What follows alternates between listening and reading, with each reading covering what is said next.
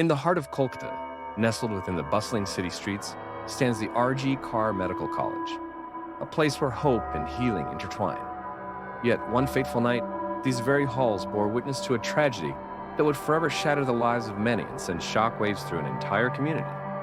It was a seemingly ordinary evening at the hospital. As a second-year postgraduate trainee doctor finished her duties, she had shared dinner with her juniors, her laughter blending with the hum of the hospital's late-night activities.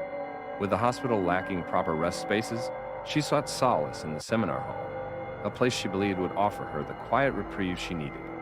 But this night would be anything but ordinary. In the early hours of the morning, as the city of Kolkata slept, Sanjoy Roy, a man with dark secrets and violent tendencies, entered the hospital. The 33-year-old civic volunteer had gained unfettered access to the hospital, thanks to his connections with both the police and hospital administration. Wearing his Bluetooth device around his neck, he slipped into the emergency building, unnoticed by the few souls still awake. And this is Secret Trails. Welcome back, dear viewers. 40 minutes later, he emerged. But this time, something was different. The Bluetooth earphone he had worn was gone, and in its place lay the haunting evidence of a crime that would soon shake the foundations of the hospital. The next morning, the lifeless body of the trainee doctor was discovered. She lay semi-nude in the seminar hall, her dignity cruelly violated, her body bearing the unmistakable signs of a brutal assault. Bloodstains, scratch marks, and a broken collarbone told the silent story of her final moments. A desperate struggle against a predator who had no remorse. Her father, devastated by the loss of his daughter, voiced the fears that had been gnawing at his heart. He knew with every fiber of his being that she had been raped and murdered. Yet, the hospital administration seemed to hesitate, delaying the investigation as if trying to cover up the truth. The post-mortem report confirmed the worst. She had been sexually assaulted and murdered. The injuries on her body painted a grim picture. Her nose and mouth had been forcefully covered, her head slammed against a wall or floor to silence her cries.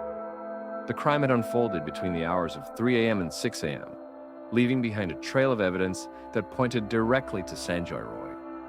But who was this man who had committed such a heinous act? Sanjoy Roy was no stranger to violence.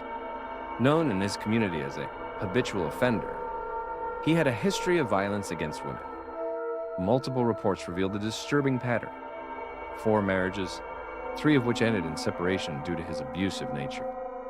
His 4th wife had tragically died of cancer just a year before. His neighbors spoke of his erratic behavior, late-night returns home in a drunken state, and his tendency to masquerade as a police officer. Roy's mobile phone contained disturbing and violent pornographic clips, a dark reflection of his twisted mind. Despite the overwhelming evidence against him, Roy's mother came forward, insisting on her son's innocence. She claimed he had been forced to confess under police pressure, echoing the fears of many who believed that justice might be lost in a web of corruption and negligence. But justice had to prevail. The trainee doctor's colleagues and fellow students rose in solidarity, refusing to stay silent. PGT doctors across the hospital halted their work, demanding swift action. Student associations organized rallies, their voices echoing through the streets of Kolkata, calling for justice for their fallen peer. Opposition leaders joined the chorus, urging an independent investigation to ensure that the truth would not be buried. The investigation, now handed over to the Central Bureau of Investigation, CBI, would focus on 6 critical questions. Was the doctor assaulted by one man or many? Did Sanjoy Roy act alone? Was evidence destroyed after the incident? Why was the murder initially reported as a suicide? Was the hospital administration involved? And why did it take until the morning after the crime for the police to be informed?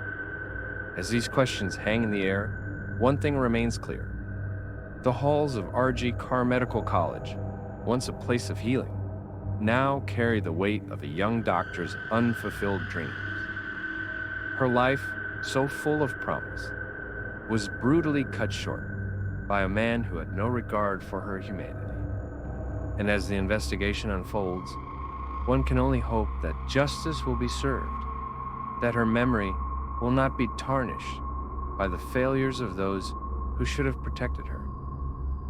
For in the end, her story is not just one of tragedy, but of the resilience of a community that refuses to let her death be in vain. Like, share, and subscribe. Your support helps us cover more cases like this. I'll see you in the next episode of Secret Trails.